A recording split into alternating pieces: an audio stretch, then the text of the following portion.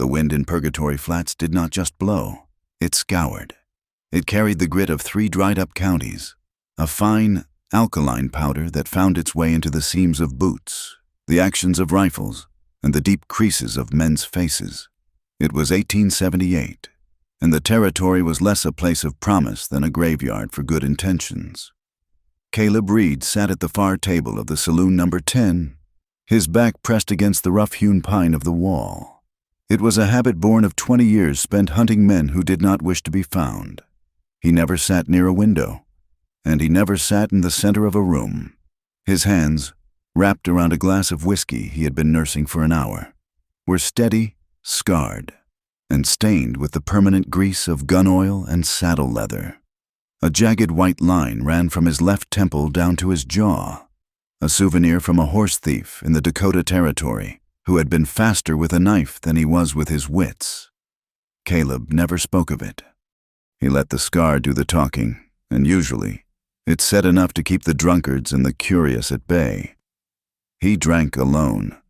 In this line of work, friends were liabilities, and conversation was a distraction that could get a man killed.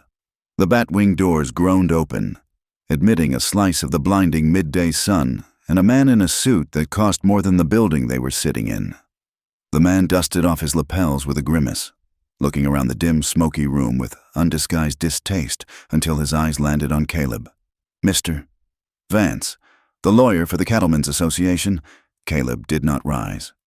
He watched the man approach, noting the polished boots that had clearly not walked more than 100 yards on dirt, and the nervous way Vance's hand hovered near his vest pocket. "Mr. Reed," Vance said, pulling out a chair but hesitating to sit on the stained wood. "I trust you received my message." Caleb took a slow sip of the whiskey. It burned, a familiar and grounding heat. "Sit down." "Vance, you are drawing eyes." Vance sat, perched on the edge of the chair. He reached into his coat and withdrew a folded piece of thick parchment, sliding it across the table. "Judge Holloway sends his regards. He wants this matter handled with the utmost discretion and speed. We are prepared to offer a premium." Caleb unfolded the paper. It was a wanted poster, fresh from the press, the ink still smelling sharp. Wanted for grand larceny. Arson and attempted murder, the woman known as Angel, reward, $3,000. Caleb's eyebrows lifted slightly. $3,000. That was not a bounty. It was a king's ransom. A man could buy a sprawling tract of land in Oregon for that. He could build a house with glass windows and a porch that looked out over green valleys instead of gray scrub. He could stop sleeping with his gun under his pillow. "She does not look like much of a killer," Caleb said, studying the sketch. It was a rough likeness, depicting a young woman with high cheekbones and wide, defiant eyes. "She is deceptive," Vance said, his voice dropping to a conspiratorial whisper. "She worked in the judge's household, a charity case. You understand, the judge took her in out of the kindness of his heart, despite her background." Caleb looked up. "Her background," Vance sniffed. "She is of mixed blood, Apache, on her mother's side, they say, or maybe Mexican. It is hard to keep track of the mongrel lines out here. The point is, she has that wildness in her. Ungrateful. She set fire to the carriage house, stole the judge's strongbox, and nearly slit the throat of the stablemaster when he tried to stop her. She is dangerous. Mr. Reed. A viper in human skin." Caleb looked back at the poster. The accusations were written in the flowery, heavy-handed legalese of the East, words like malicious intent and depraved heart standing out against the rough grain of the paper. It felt too polished. "Too heavy for a domestic dispute. Alive or dead?" Caleb asked. Vance paused. "The judge prefers her returned alive to face justice. It is a matter of law and order, but the poster says dead or alive. If she resists, well, we understand the hazards of your profession." Caleb folded the poster and tucked it into his vest. $3,000. "Half now," Vance said, sliding a heavy canvas sack across the table. The clink of gold coins was a sound that cut through the murmur of the saloon. "Half when you bring her back." Caleb looked at the bag. It represented the end, the last ride, No more freezing nights in the high desert. No more looking over his shoulder. "I will take the job," Caleb said. "Good." Vance stood up, looking relieved to be leaving. She was last seen heading south, toward the Badlands near the border. "Run her down. Reed. Do not let her cross the river." Caleb watched the lawyer leave. He finished his whiskey, feeling the weight of the gold in his pocket and the weight of the lie in the air. He had hunted enough men to know when a story did not sit right in the saddle. A stable master with a slit throat. A burned carriage house. For a girl who looked no older than 20, it did not matter, he told himself. He was not paid to ask questions. He was paid to close the book. The trail south was a scar on the face of the world. The land here had been stripped of kindness. It was a place of cracked riverbeds that had not seen water in a decade, of twisted mesquite trees that clawed at the sky like skeletal hands, and wind that never ceased its low, mournful howling. Caleb rode a big roan gelding he called Bishop. The horse was ugly, bad-tempered, and possessed endurance that defied biology. They moved at a steady trot, eating up the miles while the sun beat down on Caleb's hat with the weight of a hammer. He tracked her for 4 days. She was not good at hiding, but she was fast. She moved with the desperation of a creature that knows the hounds are loose. He found her camps, small and pathetic circles of stones where she had tried to build fires. He found the heel of a boot print in the mud of a dried spring, the stride short and uneven. But as he rode, the unease in his gut began to grow. On the second day, he stopped at a burned-out homestead she had allegedly raided for supplies. The poster had claimed she was an arsonist, a fire starter. The ruins were still smoking when he arrived. Caleb dismounted and walked through the ash. He knelt by the doorframe, running a gloved finger over the char. The fire had started on the outside, at the corners. It had been set with kerosene. He could smell the chemical taint of it in the wood. He circled the perimeter. In the soft dust behind the house, he found tracks. They were not the small, uneven prints of the girl he had been following. These were heavy, flat-heeled boots, a man's boots, 2 men, actually. They had ridden in, dismounted, set the fire, and ridden out to the east. The girl's tracks came later. He saw where she had approached the ruins, circled them once, and then fled south in a panic. "She did not burn this," Caleb said to the empty air. He stood up, looking at the horizon. The poster said she was a monster. The tracks said she was being framed, or perhaps she was being herded. Why would the judge lie about the nature of the crimes? If she was a thief, call her a thief. Why paint her as a demon? Because a demon is easier to kill, he thought, and a demon does not get a trial. He remounted Bishop and spurred the horse forward. The temperature began to drop as they climbed into the high scrubland. The heat of the day vanished, replaced by a biting cold that seeped through his duster and settled in his bones. On the 5th day, the sky turned the color of a bruised plum. The wind shifted, carrying the metallic scent of snow and freezing rain. A storm was coming. A blue norther that would sweep down from the peaks and freeze a man solid if he was caught in the open. Caleb pushed Bishop hard. He knew there was an old way station 10 miles ahead, a relic of a failed stagecoach line. It was little more than a stone shack with a caved-in roof, but it would offer walls. The snow began to fall as twilight deepened.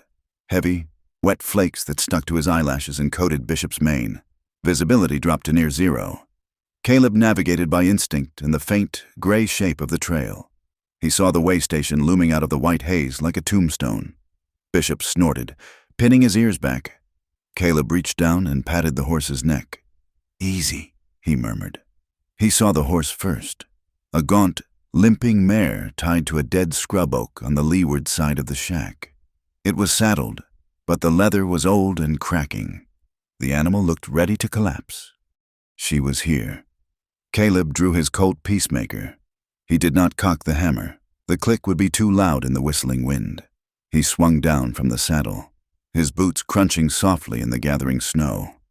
He tied Bishop next to the mare, giving the strange horse a quick check. It had thrown a shoe and its hoof was split. No wonder she had stopped. He moved to the door of the shack. It hung on one leather hinge, banging softly against the frame. Caleb pushed it open with the barrel of his gun and stepped inside. The interior was dark, smelling of wet rot and ancient dust. The only light came from the gray storm outside.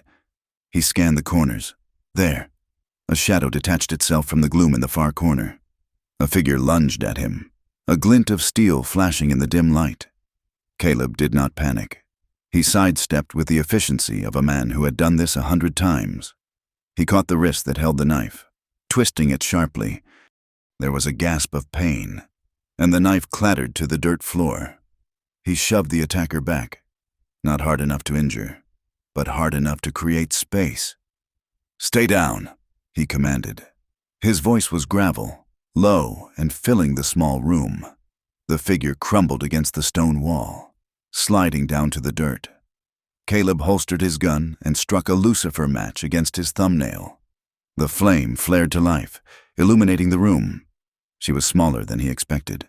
The woman known as Angel sat pressed against the stones, clutching her wrist.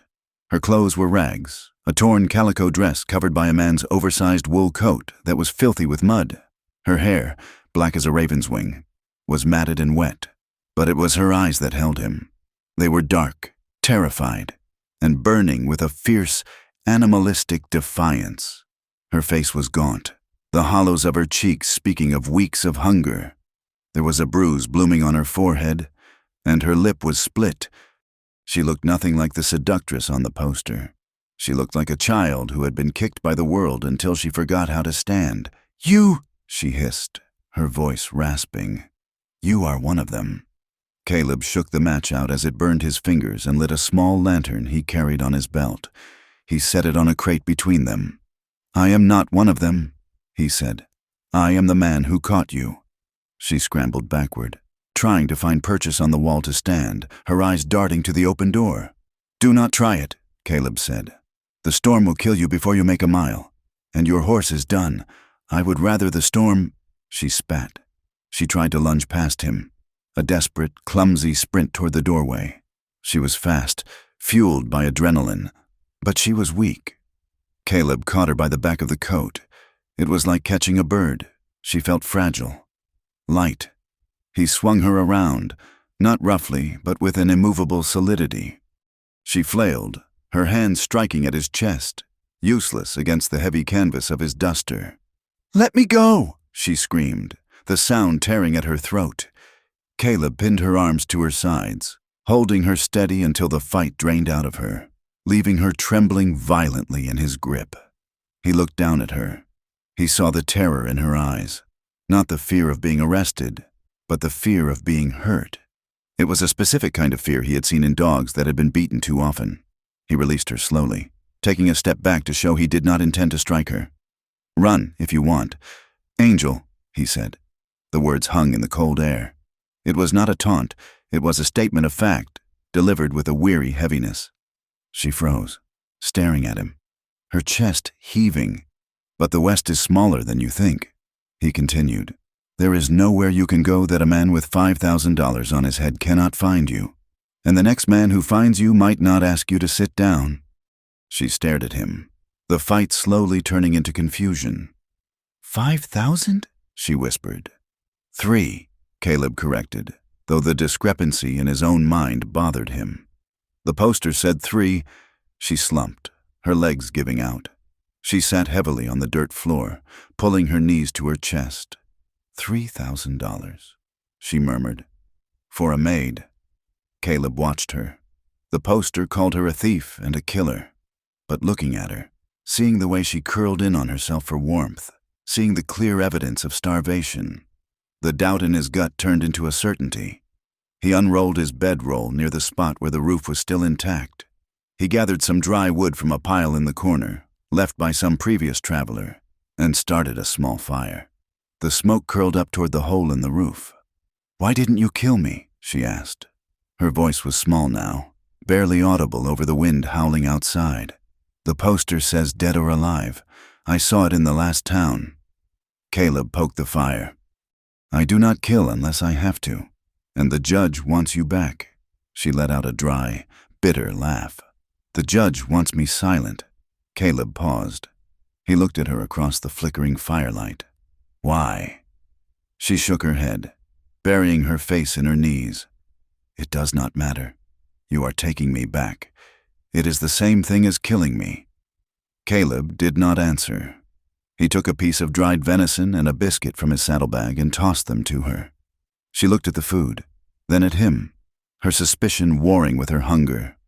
Hunger won. She tore into the meat with trembling hands. The storm outside intensified. The wind slammed against the stone walls, whistling through the chinks in the mortar. The temperature in the shack was dropping rapidly. The small fire was fighting a losing battle against the freezing night. Caleb sat with his back to the wall, his hat pulled low. He watched her eat. He thought about the $3,000. He thought about the land in Oregon. And he thought about the tracks at the burned homestead that didn't match hers. He was a bounty hunter. He dealt in bodies and coins. Justice was a luxury for people who could afford it. But Caleb Reed had a code. Battered and frayed as it was, he did not deliver lambs to the slaughterhouse. You take the bedroll, he said abruptly. She looked up, crumbs on her lip. What? It is freezing, he said. Take the blankets. I have my coat. I will not sleep next to you, she said, her voice hardening again. Caleb sighed. He stood up and moved the bedroll closer to the fire, then sat back down on the hard earth, wrapping his duster tight around himself. I did not ask you to sleep next to me. I told you to take the blankets. If you freeze to death, I lose my payday. She hesitated, then crawled toward the bedroll. She wrapped herself in the wool blankets, pulling them up to her chin. She watched him, her eyes wide and unblinking in the firelight. Caleb tipped his hat down over his eyes, feigning sleep. But he did not sleep. He listened to the wind, and he listened to the breathing of the woman across the fire. Uneasy proximity. That was what this was. He was the wolf, and she was the rabbit, trapped together in a stone burrow while the world froze outside. Caleb, he thought to himself, you are a fool. He shifted, trying to find a comfortable spot against the stone. The cold was seeping through the floor. He knew that by morning, the fire would be dead, and the cold would be unbearable. An hour later, he heard her move. You are shivering, she said into the darkness. I am fine, he grumbled. You are rattling like a bag of bones, she retorted. Her voice had gained a little strength with the food. Caleb lifted the brim of his hat. The fire was dying low. She was sitting up, the blanket wrapped around her shoulders. If we both freeze, no one wins, she said. She lifted the edge of the blanket. It was an invitation born of survival, nothing more. A truce dictated by the thermometer. Caleb hesitated. He knew the danger of this.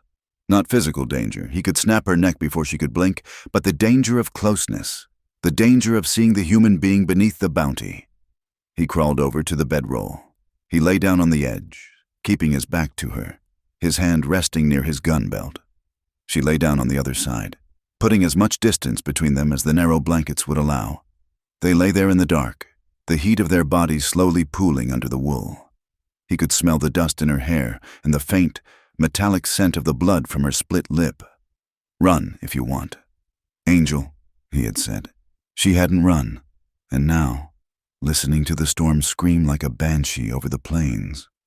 Caleb Reed wondered if he had just made the biggest mistake of his life. He wondered if, by morning, he would still be the man who could turn her over to a hangman for a bag of gold. The wind howled, and the fire went out, leaving them in the dark, breathing the same air, waiting for the dawn. The morning sun did not rise so much as it bled across the horizon, a pale, sickly yellow that offered no warmth against the receding storm. The snow that had threatened to bury them had turned to a slushy, miserable gray mud that clung to the hooves of the roan gelding. Bishop. Caleb Reed tightened the cinch on his saddle, the leather creaking in the stillness. The woman stood 10 feet away, wrapped in the wool blanket he had lent her, shivering not from cold but from an exhaustion that sat deep in the marrow. Her own horse was dead lame, left behind at the way station with a cut lead rope and a silent apology. Come on, Caleb said, his voice flat. He mounted Bishop, feeling the animal's sturdy weight beneath him. He kicked his left boot out of the stirrup and extended a hand down to her. She looked at the hand, then at his face. Her eyes were dark pools of mistrust. She did not move. "We have 40 miles to the county seat," Caleb said, keeping his hand extended. "You can walk and freeze, or you can ride and live. It makes no difference to my wallet, but it slows me down." Angel hesitated, her gaze darting to the open expanse of the plains. It was a landscape that promised nothing but exposure. The sky was mercilessly wide, a vaulted ceiling of pale blue that made human beings feel like insects crawling on a dinner plate. Buzzards were already circling something dead a mile to the east, black specks spiraling in the updraft. She stepped forward, gripped his forearm, and swung up behind him. She smelled of wood smoke and old fear. Her arms went around his waist tentatively, barely touching the canvas of his duster. "Hold on," Caleb commanded.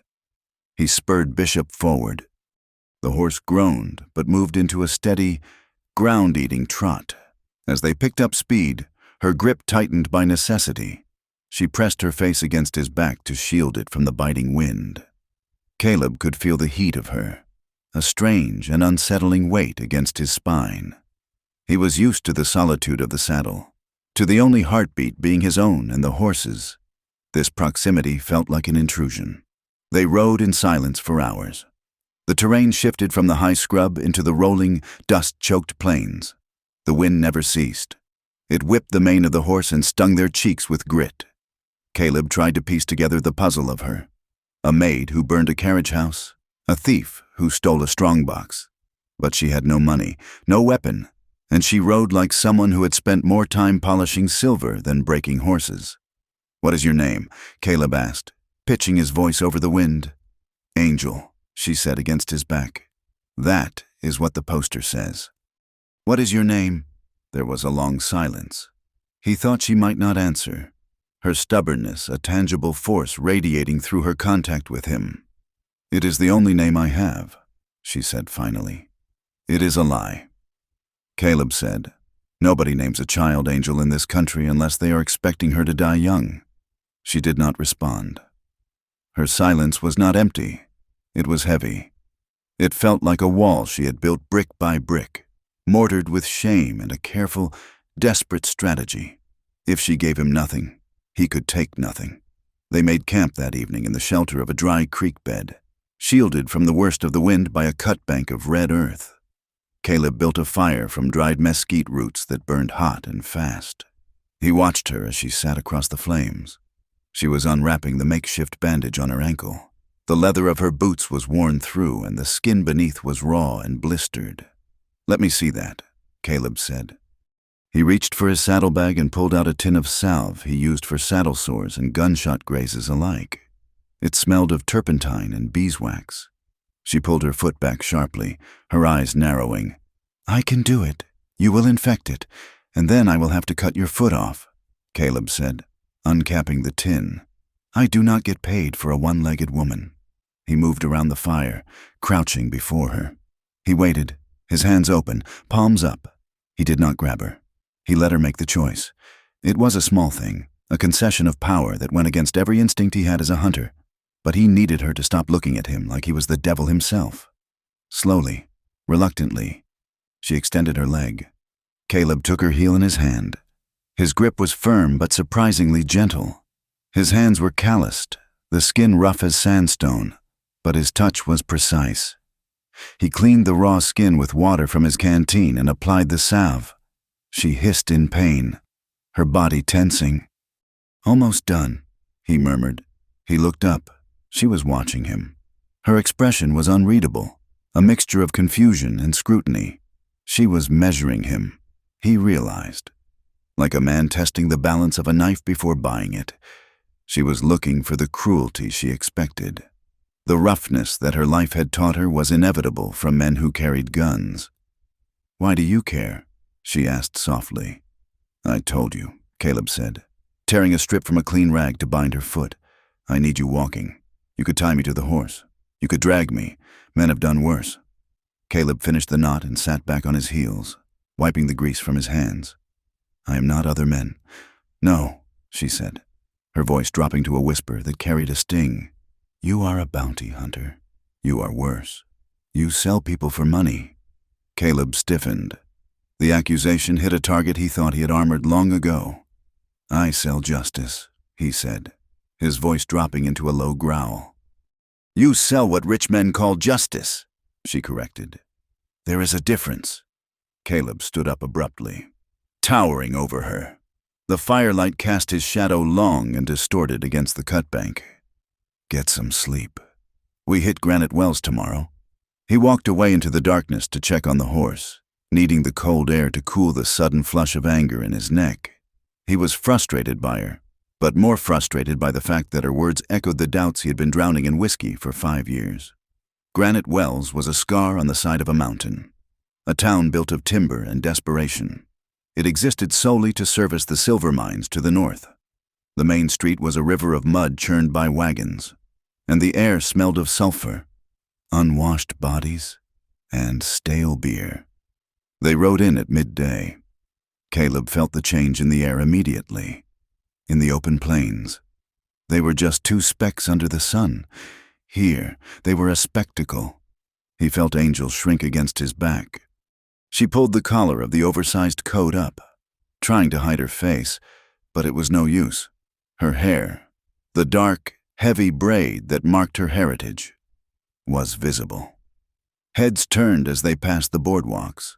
Men stopped their conversation to spit tobacco juice into the mud and stare.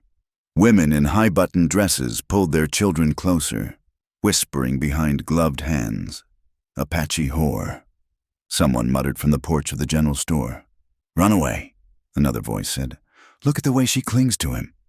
Caleb kept his eyes forward, his jaw set. He could feel Angel trembling. It was a vibration that traveled through her ribs and into his. It was not fear of physical harm. It was the shame of being stripped naked by 100 pairs of eyes. He reined Bishop in front of the boarding house, a 2-story structure with peeling white paint. "Stay close to me," Caleb said as he dismounted. He reached up and helped her down. As her boots hit the mud, a man stepped off the boardwalk. He was big, wearing the grime of the mines and the arrogance of a man who had consumed too much midday liquor. "Well now," the man leered, blocking their path. "What have we here? You bringing in a new girl for the house? Hunter? She looks a bit used up, but I got $1 for a look." The man reached out, his dirty hand grasping for the lapel of Angel's coat. Angel flinched back, a sound of distress escaping her throat. Caleb did not shout. He did not draw his gun. He moved with a terrifying economy of motion. His left hand shot out, catching the miner's wrist in a grip that stopped the man cold. With his right hand, Caleb drove the heel of his palm into the man's nose. There was a sickening crunch of cartilage. The miner stumbled back, blood spurting over his mustache, his eyes watering in shock. Caleb stepped into the space, placing himself between the man and Angel. He did not raise his voice. He spoke in a tone that was conversational, almost bored. "Touch her again, and I will break the arm that is attached to that hand," the miner sputtered, clutching his face. "Do you know who I am?" "I know you are bleeding on my boots," Caleb said. "Move." The miner looked at Caleb's eyes, then at the low-slung holster on his hip. The alcohol evaporated from his system, replaced by the cold reality of violence. He backed away, cursing under his breath, and disappeared into the crowd. Caleb turned to Angel. Her face was pale, her eyes wide. She looked at him not with gratitude, but with a new kind of wariness. Violence was a language she understood, and he spoke it fluently. "Inside," Caleb said. He rented a room on the 2nd floor. It was small, containing a narrow bed with a quilt that had seen better decades and a wash basin with a cracked pitcher. "I will take the floor," Caleb said, dropping his saddlebags in the corner. "You take the bed." Angel stood by the window, peering out through the grime at the street below. "Why did you do that?" she asked. "Do what? Stop him." Caleb unbuckled his gun belt and hung it on the bedpost, keeping it within arm's reach. "He was insulting you." She turned to face him. He was right, though, to them. That is what I am. $1 for a look. That is all I have ever been to men in towns like this. Caleb sat on the lone chair, pulling off his boots. "You are a prisoner of the territory," he said stubbornly. "You are under my protection until I deliver you to the judge. That means nobody touches you." She laughed, a dry, hollow sound. "Protection. You protect the package so you can get paid on delivery.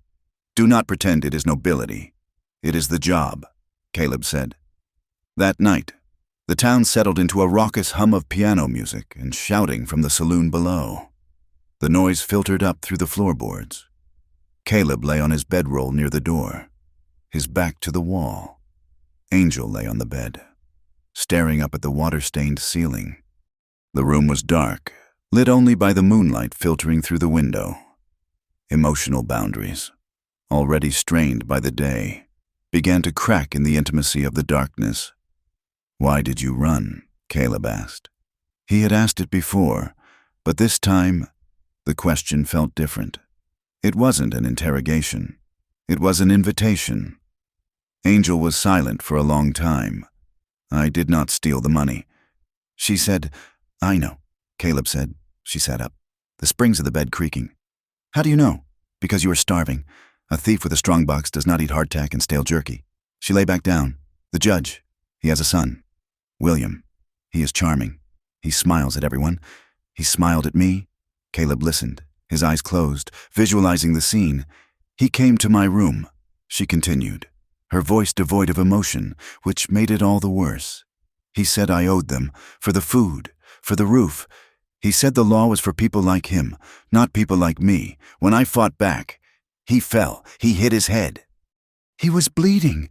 I thought I killed him." She took a shaky breath. "I ran to the stable. The stable master tried to stop me. I hit him with a shovel. I just wanted to get away. I didn't burn anything." Caleb lay still. The story fit the tracks. It fit the fear. It fit the staged fire. They had burned the carriage house to cover up a scandal, to turn a domestic assault into a grand crime that justified a manhunt. "They are using the law as a weapon," she whispered. "Because they can. Because who will believe the Indian girl over the judge's son?" Caleb felt a heavy stone settle in his chest. He knew the answer. "No one. I have delivered 40 men to the hangman," Caleb said into the dark. Angel did not speak. She waited. Some of them were bad men. Caleb continued. "Killers, rapists, animals, but some of them were just desperate.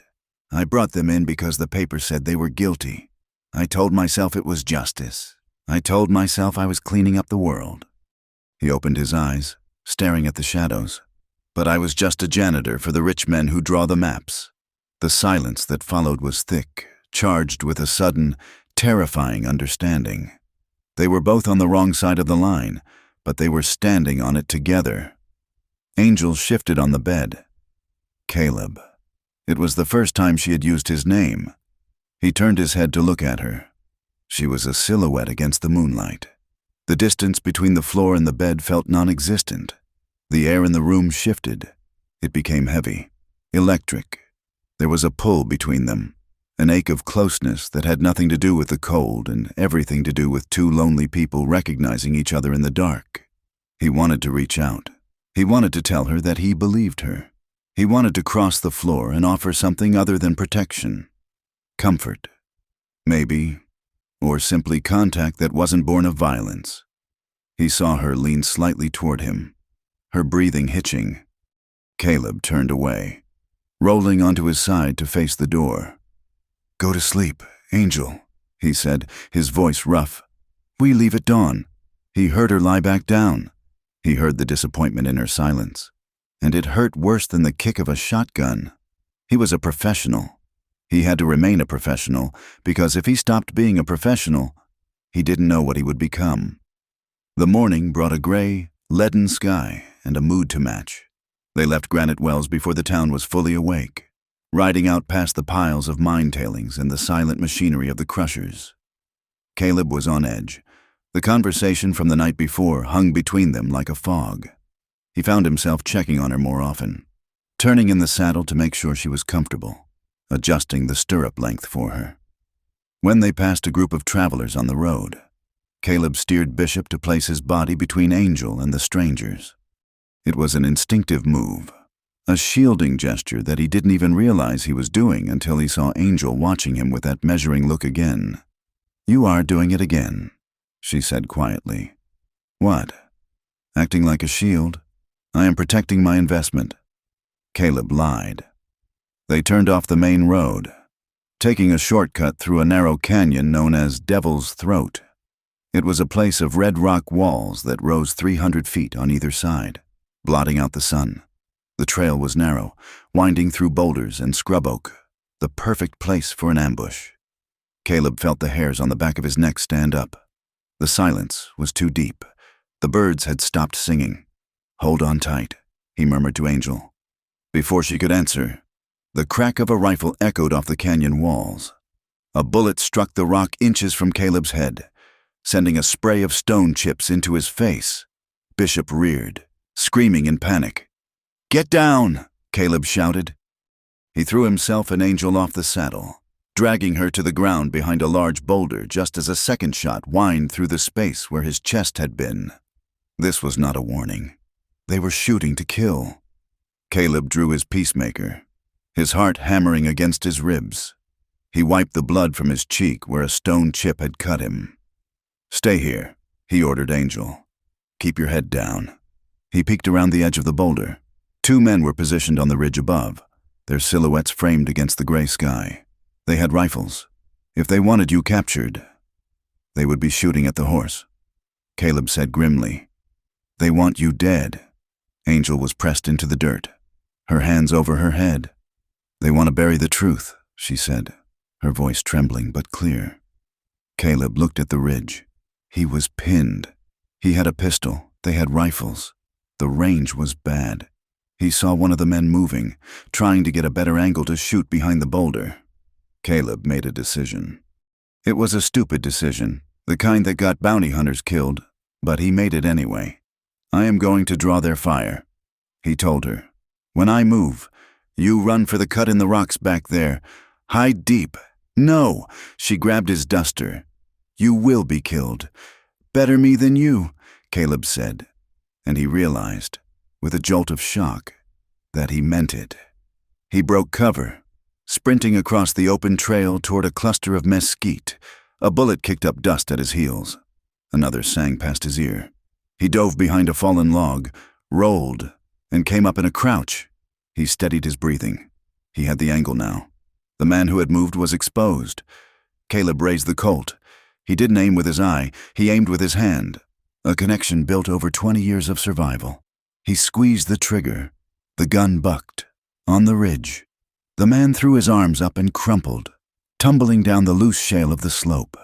The second man hesitated, seeing his partner fall, and realizing that the bounty hunter down below was not the easy prey they expected. He scrambled back from the edge and disappeared. Caleb waited. 1 minute, 2. Silence returned to the canyon. He stood up slowly, keeping the gun trained on the ridge. He walked over to the body of the man who had fallen. He was a stranger, dressed in range clothes, but his boots were new. Caleb checked his pockets. He found a pouch of tobacco and a folded piece of paper. It was a telegram. "No witnesses. Stop. Girl must not reach court. Stop. Payment on completion. Stop." It was signed with a single initial, H. Holloway. "The judge." Caleb stared at the paper. His hand shook slightly. It wasn't the adrenaline of the fight, it was the rage. He had been hired to be an executioner, not a retriever. They had sent him to find her, and then sent these men to kill them both to ensure silence. He looked up. Angel was standing by the boulder. She had not run. She had watched him. She walked toward him, her eyes fixed on the dead man, then on Caleb. She saw the blood on his cheek. She saw the telegram in his hand. She reached out and took the paper from his fingers. She read it, her face hardening into a mask of resignation. "Now you know," she said. Caleb looked at her. He saw the bruises fading on her face. He saw the strength in her spine. And he saw the way she looked at him, not as a captor, but as the man who had just stood between her and a bullet. He holstered his gun. "I am not taking you back," he said. Angel blinked. "What?" "Not yet," Caleb corrected. "I am not taking you to the judge to be slaughtered." He walked over to Bishop, who was grazing nervously on a patch of dry grass. He checked the animal for wounds. The horse was fine. "Then what are we doing?" Angel asked. "Following him." Caleb swung into the saddle. He looked down at her. The wind caught the brim of his hat. "We are going to find proof," he said. "Real proof. I need a witness. Is there anyone left alive who saw what happened that night?" Angel thought for a moment. "There was the cook, Mrs. Gable, but she was sent away to the mining camps in the north. Then we go north," Caleb said. He reached his hand down. This time, she did not hesitate. She took his hand and swung up behind him. Her arms went around his waist, and this time, she held on tight. She pressed her forehead against his back. "Thank you," she whispered. "Don't thank me yet," Caleb said, turning the horse toward the northern pass. "We just made enemies of the most powerful men in the territory." He spurred the horse. As they rode out of the canyon, Caleb Reed knew he had just violated every rule in his contract. He had chosen the girl over the gold. He told himself it was because he needed to clear his conscience, because he needed to know the truth. But as he felt the warmth of her against his back, he knew that was a lie. He wasn't doing it for the truth. He was doing it for her, and that terrified him more than any gunman on a ridge. They rode north, into the teeth of the wind, leaving the road to the county seat behind them. The trail ascended into the spine of the territory, leaving the rolling dust of the lowlands for the jagged, unforgiving granite of the Blackwood Range. The air here was thin and sharp, tasting of pine resin and coming snow. It was a landscape that did not care if a man lived or died, and Caleb Reed respected that. It was honest. They had been riding for 3 days since the ambush at Devil's Throat. Bishop, the big roan, labored under the double weight, his breath pluming in white clouds against the slate-gray sky. The path was a narrow ribbon of shale cut into the side of a ravine that dropped 1,000 feet into nothingness. Caleb felt the woman behind him shivering. It was not a violent shaking, but a constant, low-frequency vibration that traveled through her ribs and into his back. The temperature had dropped 20 degrees since they left the valley floor. "We need to stop," Angel said. Her voice was thin, snatched away by the wind. 2 miles, Caleb replied. Not turning his head, "There is a line shack on the ridge. If we stop here, the wind will cut us to ribbons." She did not argue. She simply tightened her grip on his duster. They reached the shack as the sun began to dip behind the peaks, casting long, bruised shadows across the snowpack. It was a crude structure of rough-hewn logs and mud chinking, built by prospectors who had likely died broke or frozen. But it had a roof, and inside, there was a stone hearth. Caleb tended to the horse first. He rubbed Bishop down with a handful of dry straw, checked the animal's hooves, and draped his own heavy saddle blanket over the beast. Only then did he turn his attention to the human matters. Inside the shack, Angel was trying to coax a fire from a pile of dry kindling left in the corner. Her fingers were blue and clumsy. "Let me," Caleb said. He knelt beside her. He struck a match, the sulfur flare brief and bright in the gloom, and nursed the flame until the wood caught. The warmth began to bleed into the room, pushing back the biting chill. They ate a supper of hard biscuits and dried beef, washing it down with melted snow water. The silence between them was no longer the hostile quiet of the first days. It was heavy with things unsaid. Caleb watched her across the fire.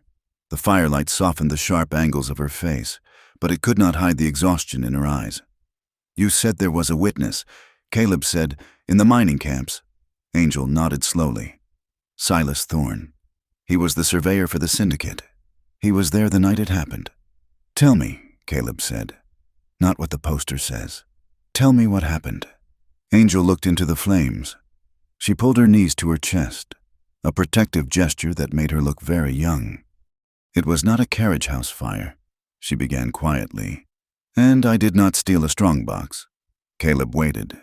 He sat with his back to the wall, his long legs stretched out, his eyes fixed on her. The judge wanted the water rights to the Miller homestead. She said, "Old man Miller would not sell. He had a deed from before the war.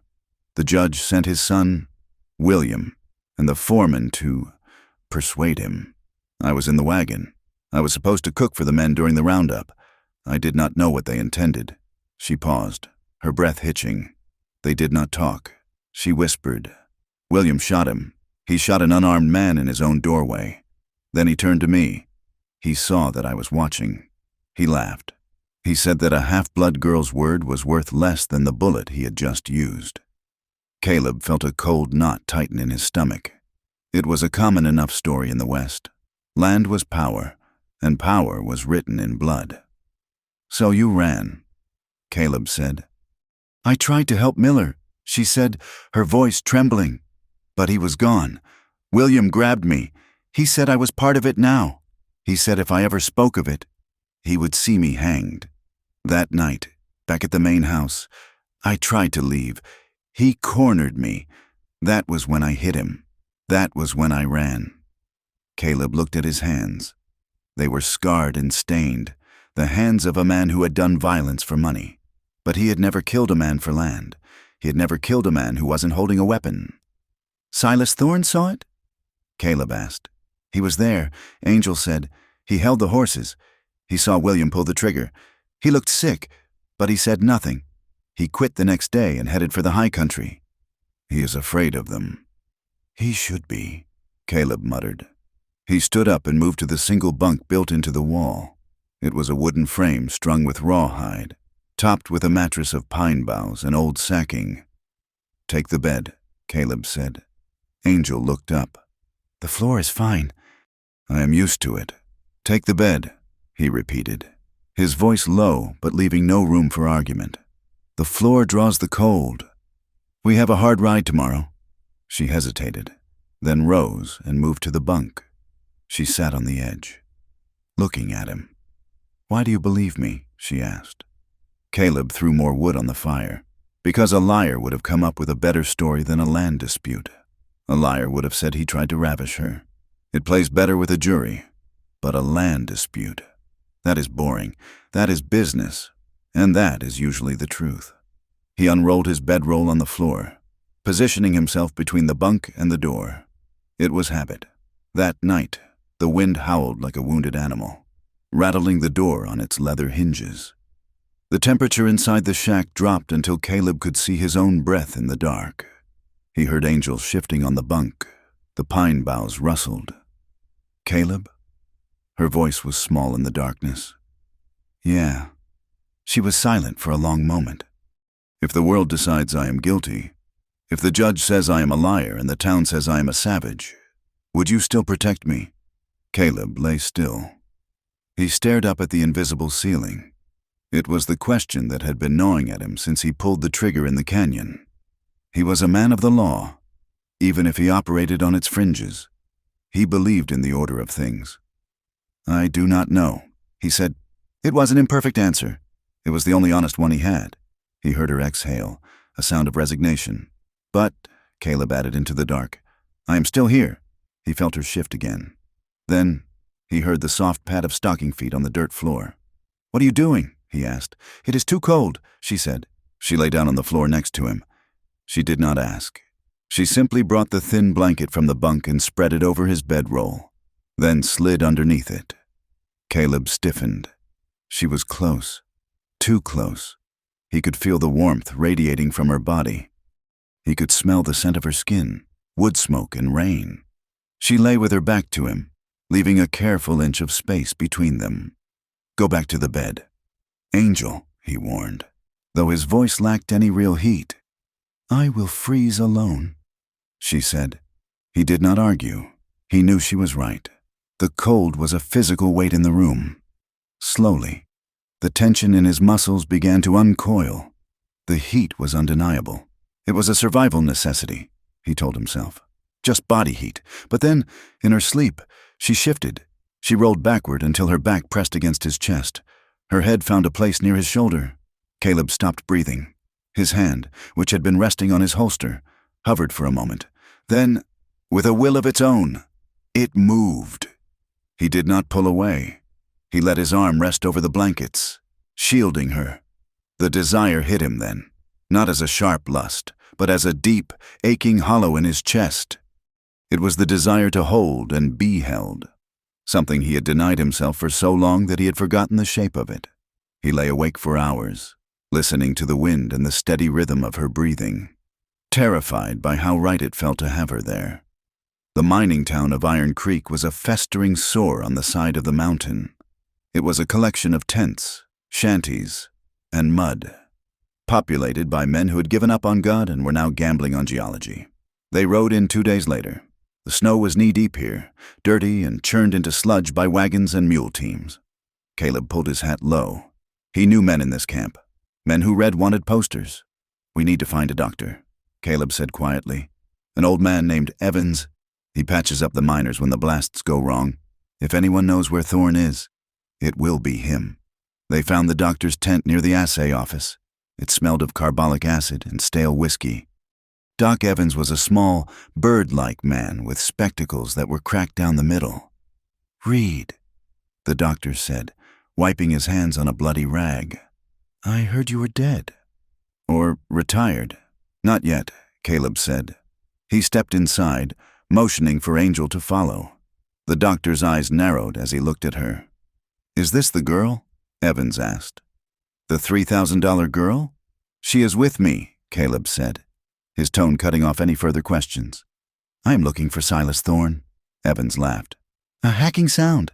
Thorne? That drunk? He is down at the Bucket of Blood Saloon, trying to drown a ghost. He has been there for a week. Says he is waiting for the devil to come collect a debt." Caleb nodded.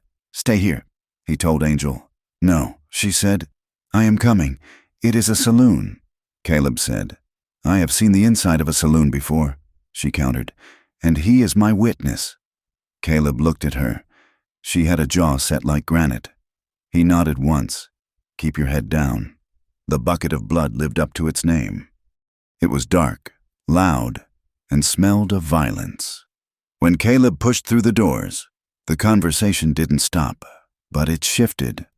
Eyes turned. Caleb Reed walked to the bar. He ordered a whiskey and turned to scan the room. He saw the other hunters in the corner. 3 of them. He knew one, a man named Gathers who hunted wolves when the bounties were scarce. Gathers was watching him, a sneer twisting his bearded face. "Well, look at this," Gathers called out, his voice carrying over the noise. "The great Caleb Reed. We heard you went soft. Reed, heard you were nursemaiding a squaw instead of bringing her in." The room went quiet. Caleb did not move. He kept his hand near his hip. "Watch your mouth. Gathers, or what?" Gathers stood up, hitching his belt. "You gonna shoot me? For speaking the truth? Word is out. Reed, the syndicate says you turned traitor. Says you are sleeping with the bounty."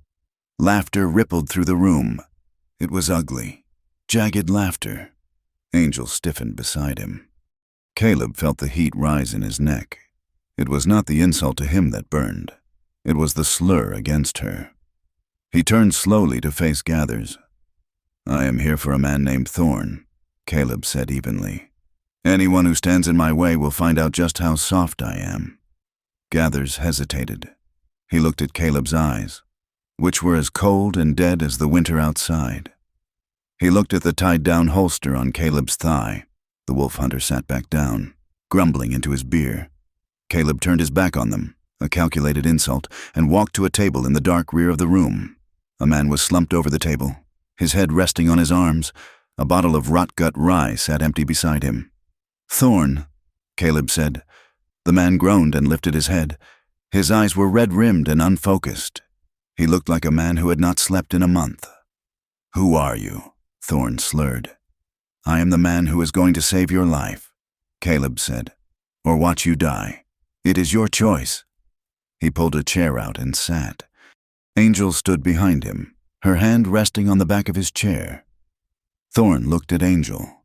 Recognition flickered in his bleary eyes. "You," he whispered. "You are the girl. You remember me," Angel said. "I see you every night." Thorne muttered. "I see Miller, too." Caleb leaned forward. "We know what happened. Silas, we know William Holloway pulled the trigger. We need you to say it to a judge." Thorne laughed, a sound that turned into a sob. "A judge? Holloway owns the judges. He owns the sheriffs. He owns the ground we are walking on. If I talk, I'm a dead man. You are a dead man anyway, Caleb said brutally. They sent men to kill her. Do you think they will leave a loose end like you walking around? Thorne's face went pale. He looked around the saloon with paranoid eyes. I can protect you, Caleb said, but only if you come with us. Thorne shook his head violently. No protection can stop them. They have money. They have... He stopped. A man in a tailored suit had detached himself from the shadows near the bar. He did not look like a miner. He looked like a banker who had taken a wrong turn. Mr. Reed, the man said. His voice was smooth, cultured. Caleb didn't look up. I am busy. The man placed a hand on the table. He slid a heavy leather pouch across the wood. It clinked with a distinctive sound of gold double eagles. $5,000, the man said softly. For the girl, and for your silence. You walk away, Mr. Reed. You buy that farm in Oregon. You live a long, happy life. Caleb looked at the pouch. $5,000. It was more money than he had ever seen in one place. It was freedom. It was peace. He looked at Thorne, who was trembling. He looked at the man in the suit. Then he looked up at Angel. She was not looking at the money. She was looking at him. Her face was calm, but her eyes were vast and terrified. She was waiting for him to be the man the world said he was. She was waiting for the transaction to be completed. Caleb reached out and took the pouch. He weighed it in his hand. The man in the suit smiled. A wise choice. Caleb stood up. He held the pouch for a moment, then tossed it back. It hit the man's chest with a heavy thud, knocking the wind out of him. Keep it, Caleb said. You will need it to pay for your funeral. The man's smile vanished. You're making a mistake. Reed, a fatal one. I have made plenty of mistakes, Caleb said. This is not one of them. Get out of my sight before I forget that I'm a patient man. The man stared at him, his face twisting with malice. Then he snatched up the money and backed away, disappearing into the crowd. Caleb turned to Thorne. Get up, Silas. We are leaving. Thorne looked at him with awe. You refuse the money. Get up, Caleb roared. They dragged the drunk surveyor out into the cold night air. The wind hit them like a physical blow. They walked back toward the livery stable where they had left the horses. Angel was silent when they reached the privacy of the stable. Caleb leaned against a stall door, the adrenaline crashing out of him. He felt old. He felt tired. Why? Angel asked. She was standing in front of him. The lantern light caught the tears standing in her eyes. Why did you do it? She whispered. You could have had everything. Caleb looked at her. He wanted to say it was because of the law. He wanted to say it was because he hated the judge. But he couldn't lie to her anymore. I did not want everything, he said, his voice raspy. I just wanted to be able to look at myself in the mirror. And if I took that money, I would never be able to look at you again. Angel stepped closer. The barriers she had built, the mistrust, the fear, the anger, crumbled. She reached out and took his hand. Her fingers were warm. She took a step forward and leaned her forehead against his chest. It was a surrender. It was a plea. Caleb stood frozen for a heartbeat. Then, slowly, he raised his arms and wrapped them around her. He pulled her close, burying his face in her hair. She fit against him as if she had been carved from his own rib. Thank you. She breathed into his coat. I have you, he whispered back. I have you. Angel. The moment stretched, suspended in time. The smell of hay and horses, the cold wind outside, the warmth of her body against his. It was an intimacy more terrifying than any gunfight. It was a responsibility. He had bound himself to her, not with chains, but with a choice. He pulled back slightly, looking down at her face. Her eyes were searching his. We cannot stay here, he said. That man, he will send others. And Thorne is useless to us here. Where do we go? She asked. Silverton, Caleb said. It is the district hub. There is a federal marshal there. A courthouse. If we are going to fight this, we have to do it in the light. We have to drag them out of the shadows. But that is the heart of their power, Angel said. I know, Caleb said, his thumb brushing the bruise on her cheek. But it is the only place where the truth might matter. We take Thorn. We ride for Silverton. Tonight? Tonight! Caleb moved to saddle Bishop. His hands were steady again. He had a direction now. He had a purpose. He was no longer hunting a bounty. He was fighting a war. And as he tightened the cinch, he looked over at Angel, who was helping a stumbling Silas Thorn onto a spare mule. She looked back at him, and for the first time, there was a ghost of a smile on her lips. It was a small thing, but in the dark of the mountains, it was enough to light the way. Silverton was not a camp. It was a testament to the conquering ambition of the territory. It had brick buildings with glass windows, boardwalks that were swept clean of mud every morning, and a courthouse that loomed over the town square like a limestone deity. It was a place where the law was cut into stone, but Caleb Reed knew that stone could be bought just as easily as flesh.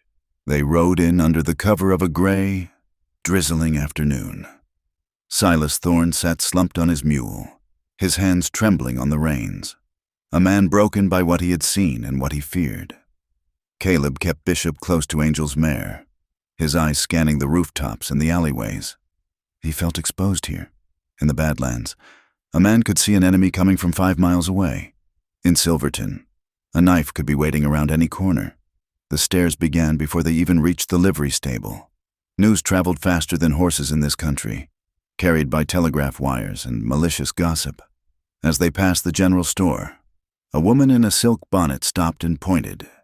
Caleb saw her mouth the words, "That woman." A group of men loitering near the barber shop stopped their conversation, their eyes tracking Angel with a mixture of lust and contempt. "They say she seduced the judge's son and then robbed him blind," one man said, loud enough to be heard over the clip-clop of hooves. "I heard she is a witch," another muttered. "Look at the hunter. He is bewitched. He is leading her like a prize pony instead of a prisoner." Angel kept her head high, but Caleb saw the way her knuckles whitened on the reins. The rumors were a weapon, a poison gas released to choke her credibility before she ever stepped foot in a witness box. To them, she was not a victim of a land grab. She was a seductress, a thief, a savage who had bitten the hand of civilization.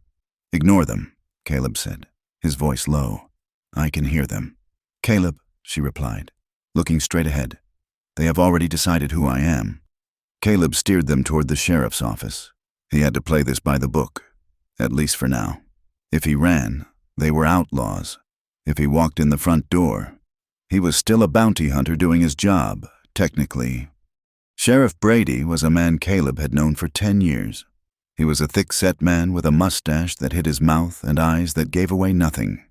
He was sitting behind his desk, cleaning a shotgun, when Caleb walked in, leaving Angel and Thorn under the guard of the stable boy outside. "Reed," Brady said, not looking up. "You took your time. The wire from the judge said you had her a week ago." Caleb leaned against the doorframe, keeping his hand near his belt. The weather was bad in the high pass, and the prisoner required medical attention. Brady looked up then. His eyes were hard. "The judge says she is dangerous. He says she is a manipulator. He wants her transferred to his custody immediately. His deputies are on their way from the ranch.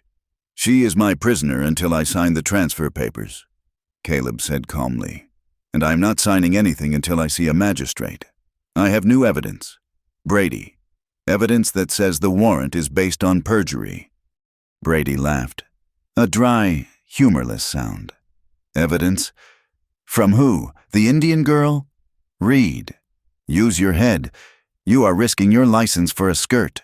"I have a witness," Caleb said. "Silas Thorn." Brady went still. He set the shotgun down slowly. "Thorn, the drunk surveyor, the man who saw the murder," Caleb corrected. Brady stood up.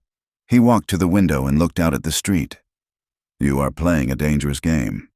Caleb, the judge owns this town. He owns the brick in this building and the badge on my chest.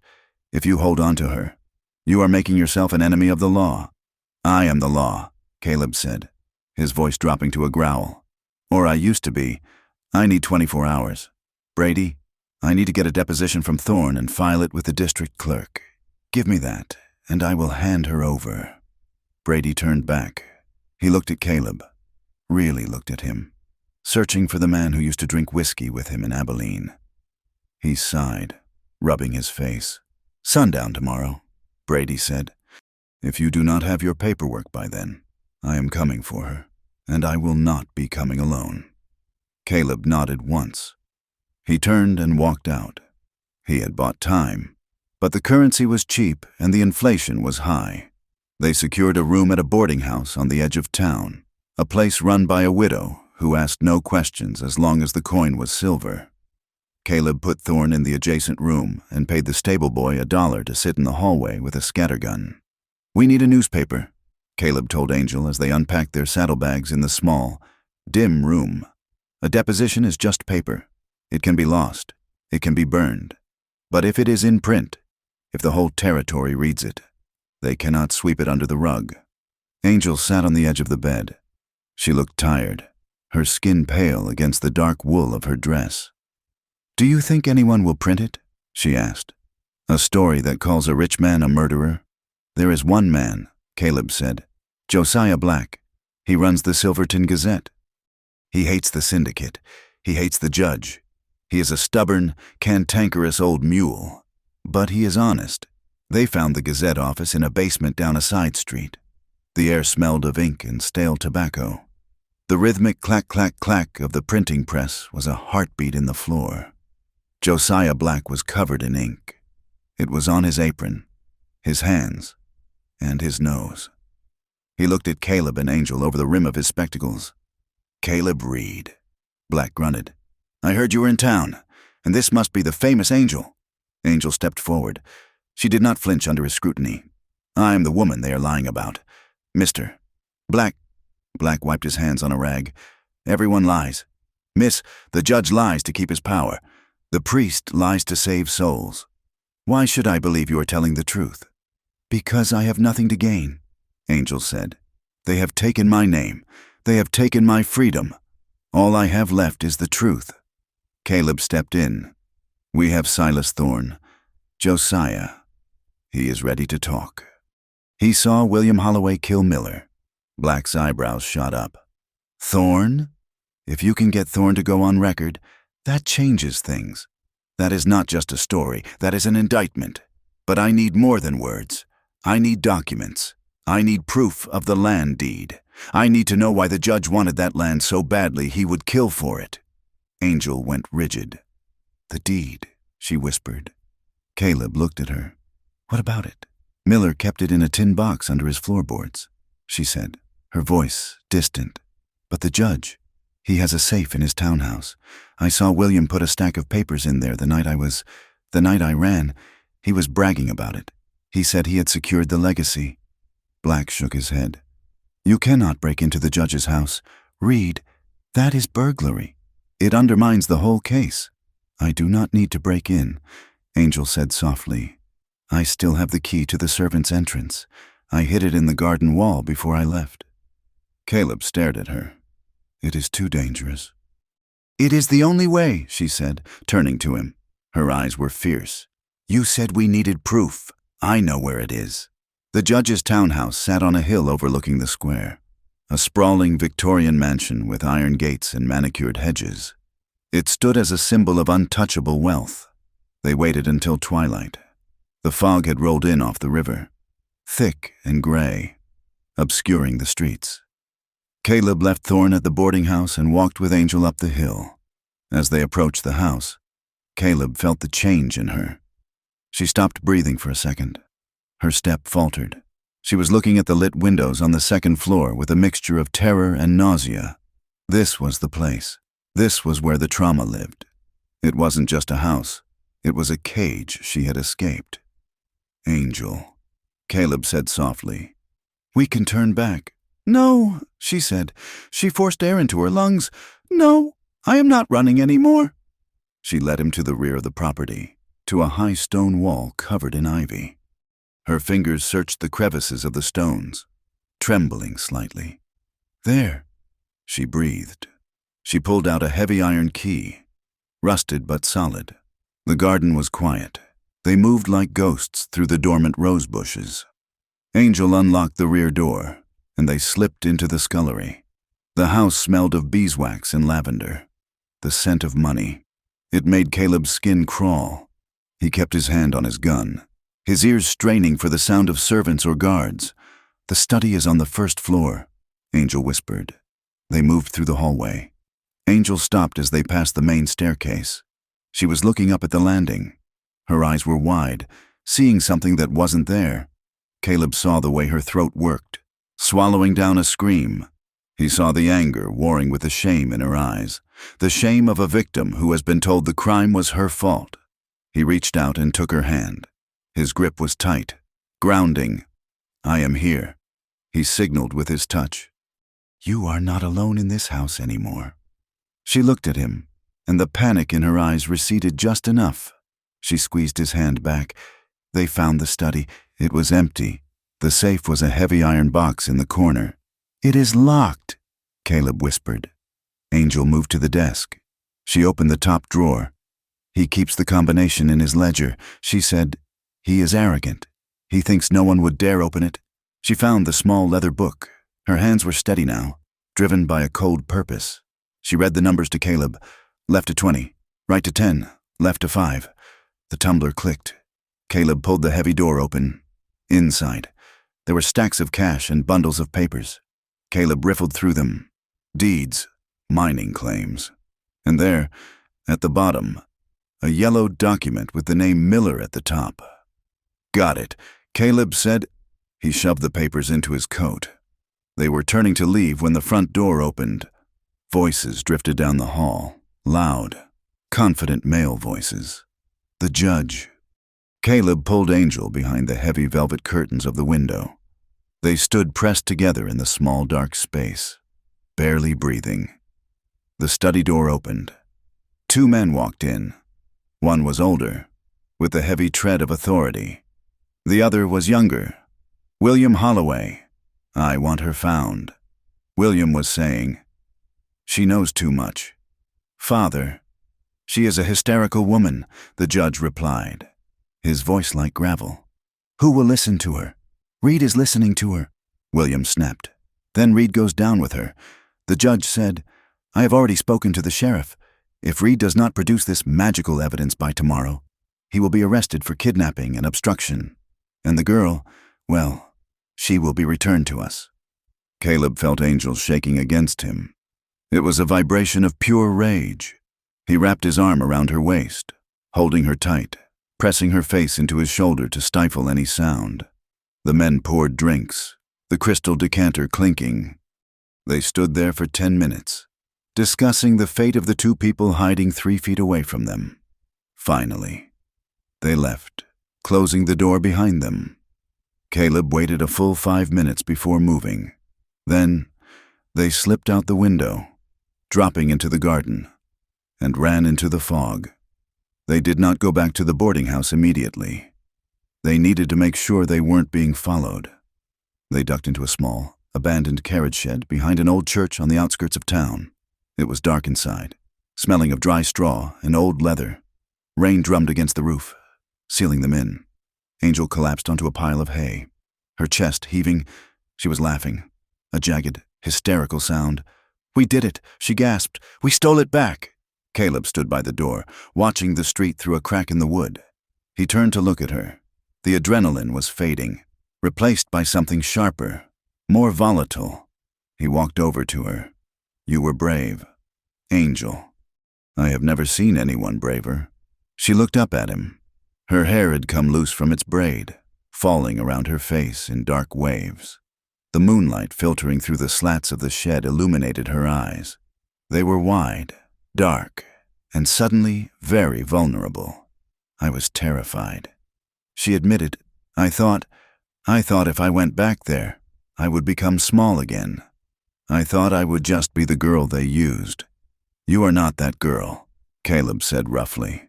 "You are the woman who broke into the lion's den and walked out with his teeth." He knelt in front of her. The space between them seemed to vanish. The air was thick with the scent of rain and the heat of their bodies. Angel reached out and touched the scar on his face.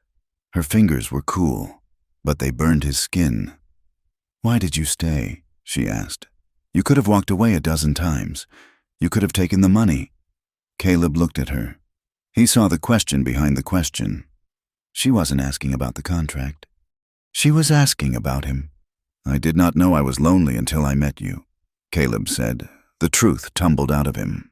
Unbidden. "I thought I was just solitary. I thought I liked the silence. But these last weeks, the silence is just noise when you are not there." Angel's hand moved to the back of his neck. Her fingers tangled in his hair. "I do not want to be a job, Caleb, and I do not want to be a charity case." "You are neither," he said. "What am I? You are the only thing I'm afraid to lose." The confession hung in the air, raw and terrifying. It was an admission of weakness for a man whose life depended on strength. But in that moment, it felt like the only strength that mattered. Angel leaned forward. Caleb met her. The kiss was not like the stories in the Penny Dreadfuls. It was not polished or practiced. It was desperate. It tasted of rain and fear and a longing that had been suppressed for a lifetime. It was the collision of two people who had been running for so long that they had forgotten how to stop. Caleb's hands found her waist, pulling her closer, anchoring her against him. He felt her sigh against his mouth, a sound of relief, of a burden being shared. They sank back into the hay, wrapped in his duster and the darkness. They did not speak of the future. They did not speak of the judge or the hanging rope that might be waiting for them.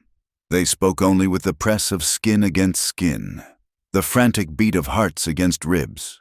For that one night, the world outside did not exist. There was only the heat of the shed, the sound of the rain, and the undeniable truth that they belonged to each other. Morning arrived with the subtlety of a sledgehammer. Caleb woke to the sound of bells tolling in the distance. 7 o'clock. The light filtering through the shed was gray and cold. Angel was asleep on his arm, her face peaceful for the first time since he had met her. He watched her for a moment, memorizing the curve of her eyelashes, the way her breath hitched in her sleep. He wanted to stay in this moment forever, but the world was waiting.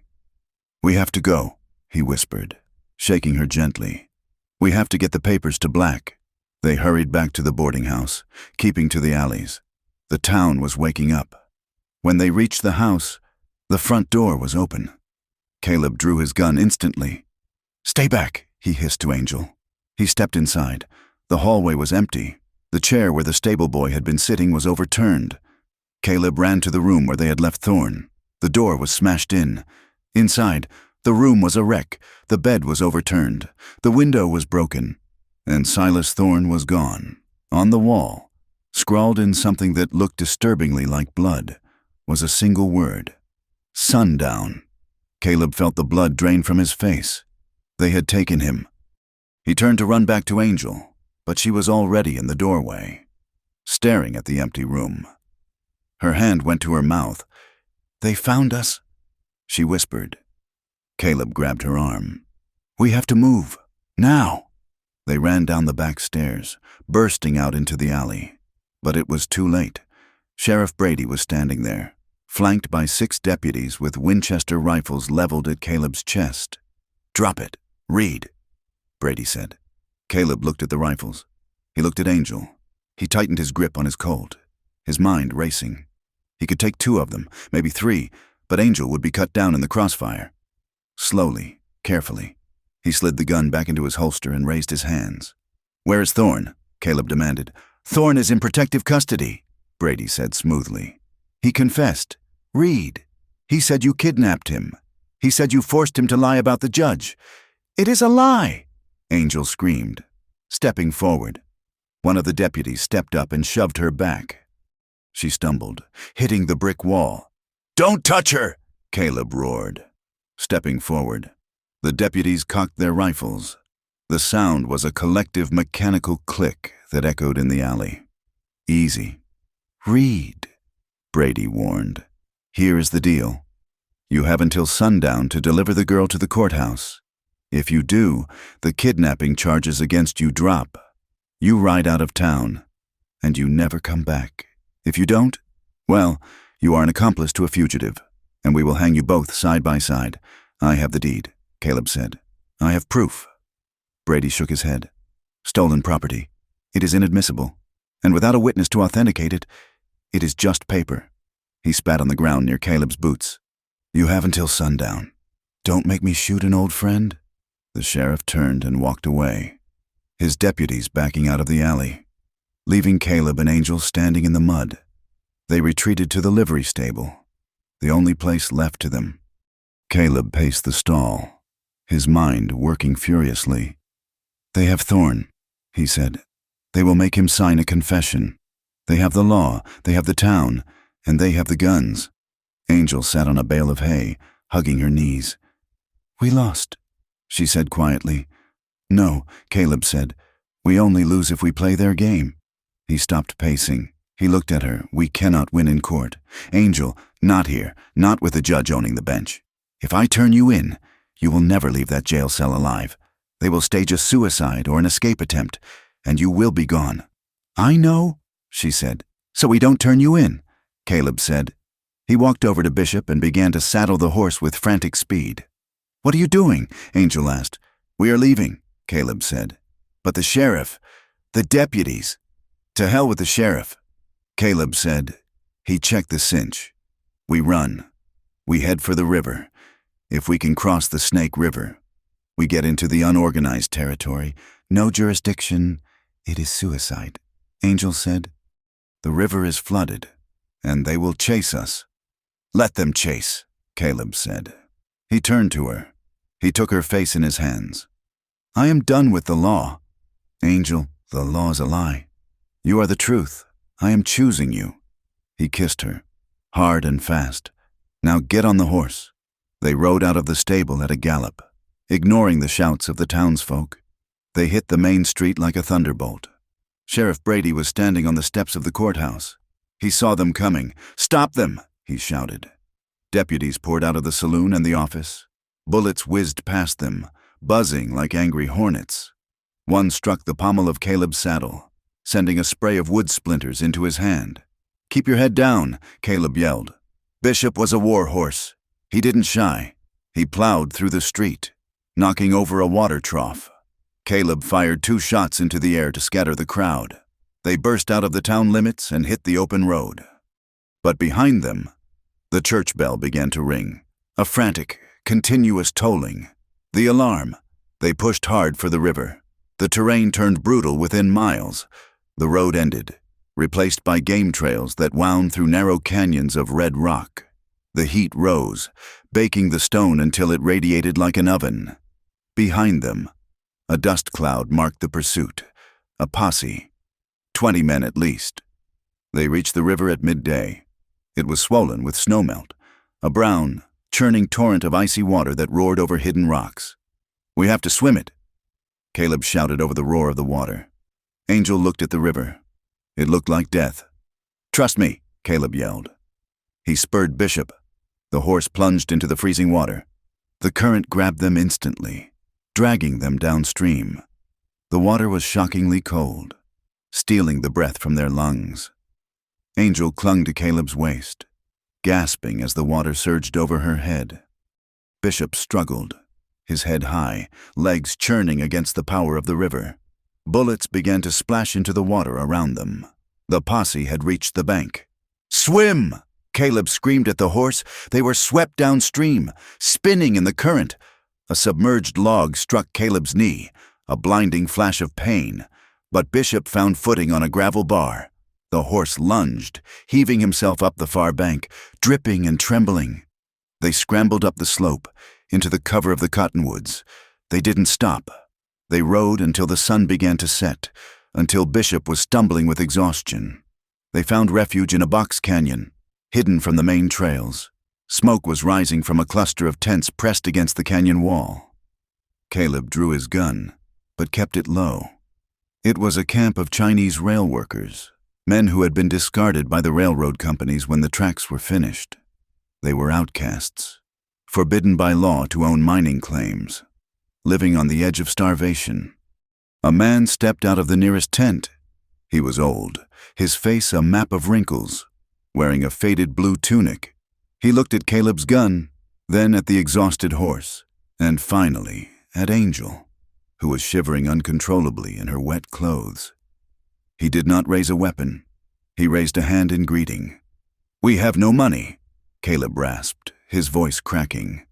"We are hunted." The old man looked at Angel. He saw the exhaustion. He saw the fear. He nodded slowly. "The hunted are welcome here," the man said in perfect, accented English. "We know the sound of the law's boots." He gestured to the fire. "Come, eat." Caleb helped Angel down. She could barely stand. He wrapped his arm around her, supporting her weight. They walked toward the fire, two fugitives with nothing but the clothes on their backs and the price on their heads. But as Angel leaned into him, Caleb knew he had made the only trade that mattered. He had traded his reputation for her life. And looking at the firelight dancing in her dark eyes, he knew he would do it again.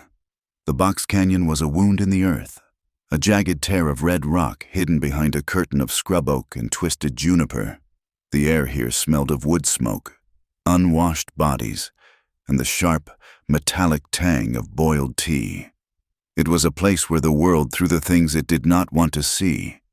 The community that had taken them in was not a town. It was a collection of canvas tents, dugouts carved into the soft sandstone, and shacks built from railroad ties and stolen lumber.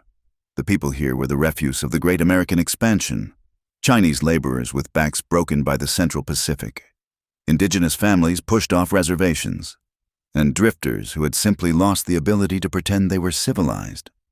Caleb Reed sat on a flat rock near the entrance of the dugout he shared with Angel. He was cleaning his Winchester, the rhythm of the rag against the metal a soothing, familiar meditation. But his eyes were not on the gun.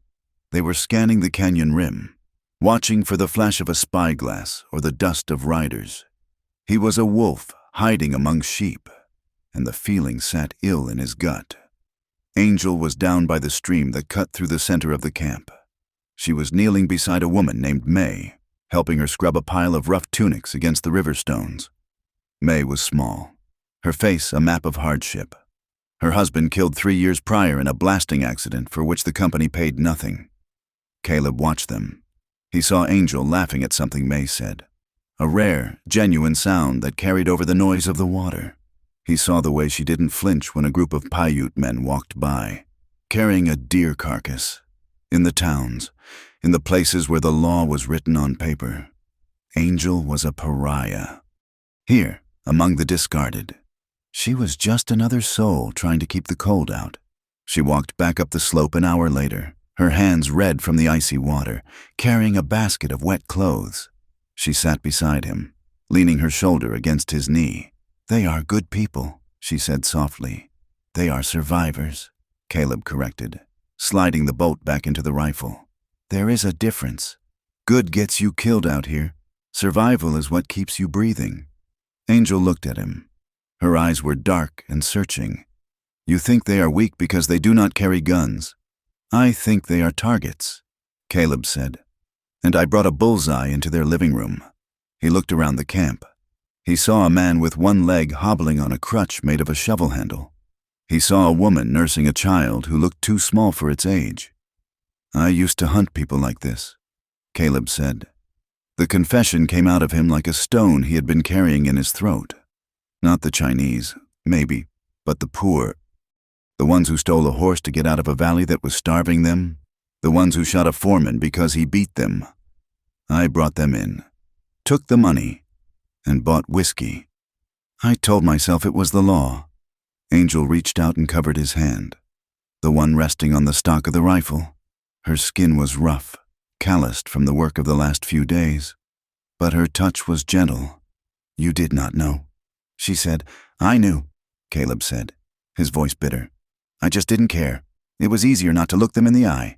It was easier to look at the poster and the reward." He turned his hand over, interlacing his fingers with hers. The contact was electric, a grounding wire in a storm. "I look at you," Angel said. "I look at you, and I see a man who could have left me in the snow, a man who could have turned me in for a fortune. You are not the man who hunted those people anymore." Caleb looked at her. The wind caught a loose strand of her hair, blowing it across her face. He reached up and tucked it behind her ear, his thumb lingering on her cheekbone. The intimacy of the gesture was startling. It wasn't the desperate, adrenaline-fueled passion of the carriage shed. It was quiet. It was domestic. It was the kind of intimacy that said, "I am here, and I am not going anywhere." "We have to finish this," Caleb said. "We cannot stay here. If the judge finds us, he will burn this canyon to the ground just to get to you." "We have the papers," Angel said. Caleb nodded. He reached into his saddlebag and pulled out the bundle they had stolen from the safe. He had spent the last 2 nights poring over them by the light of a tallow candle. It was worse than a land grab. The ledger detailed a payroll for a private militia, labeled as security expenses, but it also listed payments to the warden of the territorial prison. "He is using convict labor," Caleb said.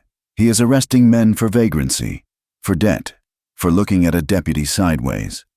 Then he leases them out to the syndicate to dig his irrigation canals. They die in the ditches, and he buries them in unmarked graves. That is why he wanted Miller's land. It is the choke point for the water. Without that land, the canals are useless." Angel stared at the ledger. "That is slavery," she whispered.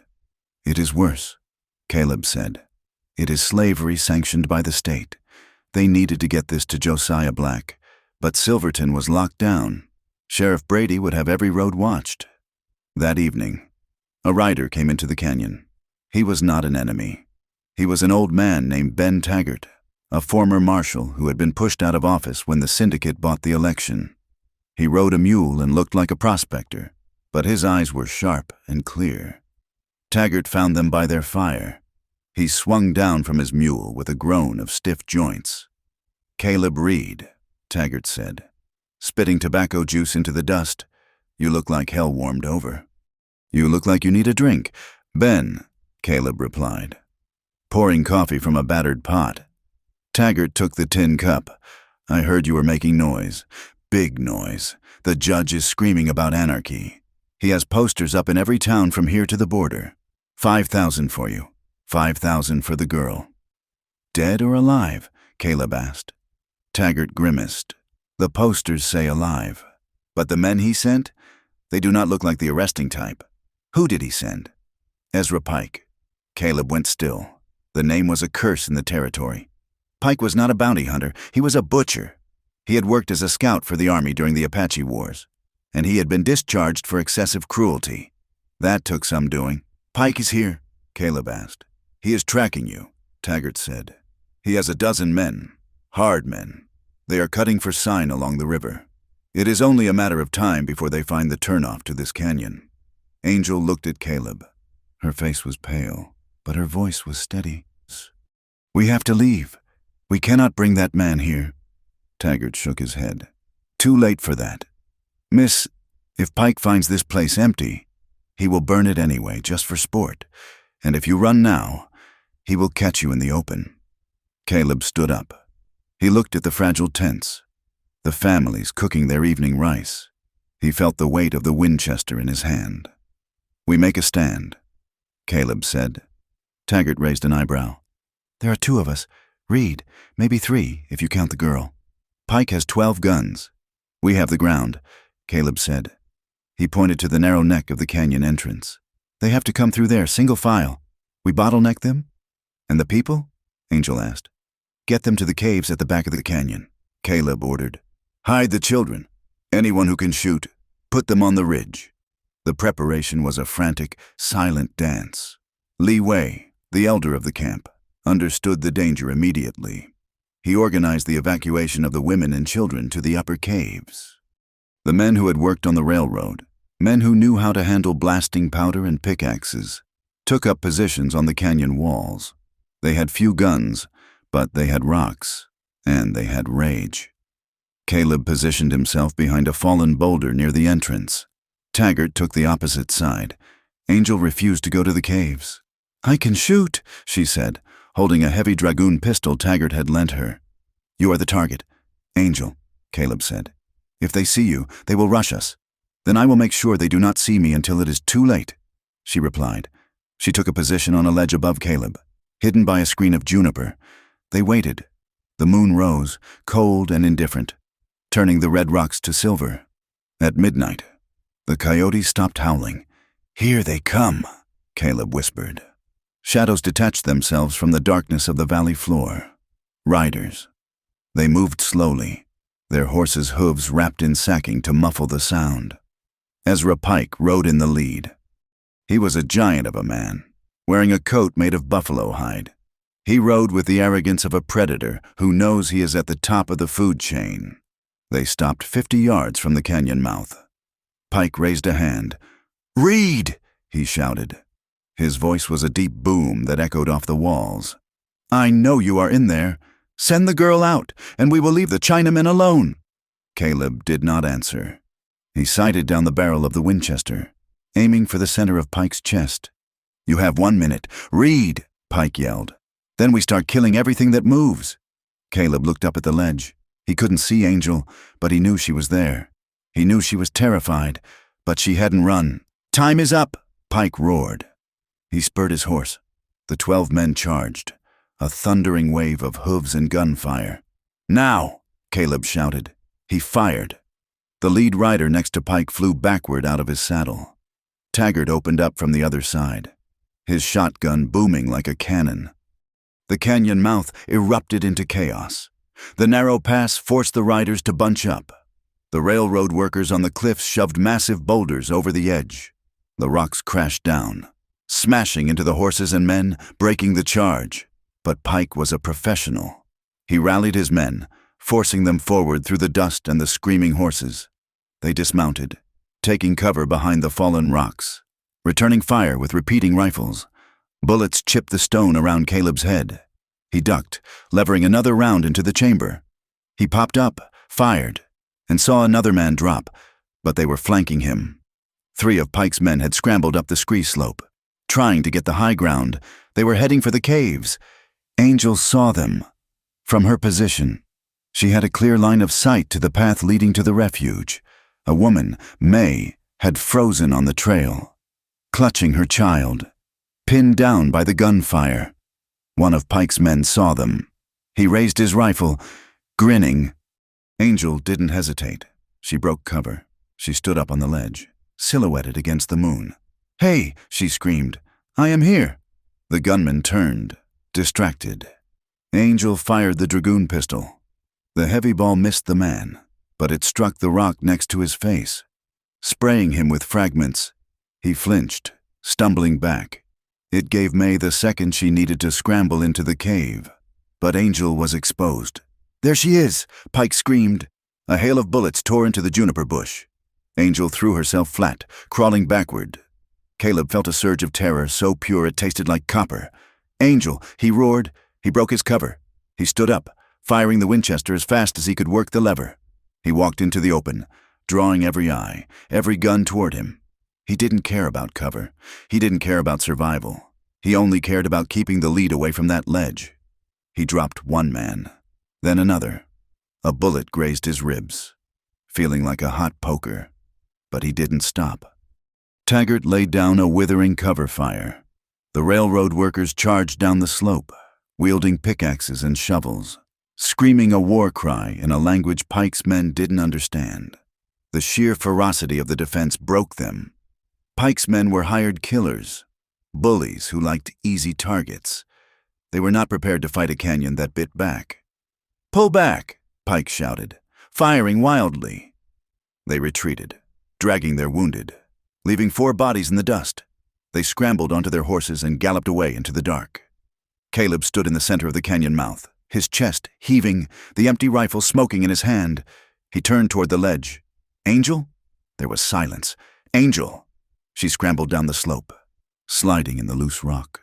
Her face was scratched, her dress torn, but she was whole. She ran to him. He dropped the rifle and caught her, the impact nearly knocking him over. He buried his face in her neck, breathing in the scent of dust and gunpowder and life. "You foolish, brave girl," he whispered, his voice shaking. "I had to," she gasped. "He was going to shoot the baby." Caleb pulled back. He looked at her. Her eyes were bright with adrenaline and a fierce, terrifying pride. She wasn't the victim anymore. She was a warrior. He looked around. The camp was battered. Tents were shredded. 2 of the workers were wounded, but alive. Taggart walked over, reloading a shotgun. They will be back. Reed, Pike does not give up. He will go back to town, get reinforcements, maybe a Gatling gun. Caleb nodded. I know. He looked at Angel. We cannot stay here. We are bringing death to these people. Angel looked at the families emerging from the caves. She looked at May, who was weeping silently, holding her child. We cannot run anymore. Caleb, she said, there is nowhere left to run. Caleb looked at the ledger in his pocket. He looked at the moon hanging over the Blackwood Range. You are right, he said. He turned to Taggart. Ben, can you get a message to Josiah Black? I can try, Taggart said, but the telegraph lines are watched. I don't need a telegraph, Caleb said. I need you to ride to Silverton. Tell Black to have the presses ready. Tell him we are coming in. You are going back to Silverton? Taggart asked, incredulous. You are walking into the lion's den?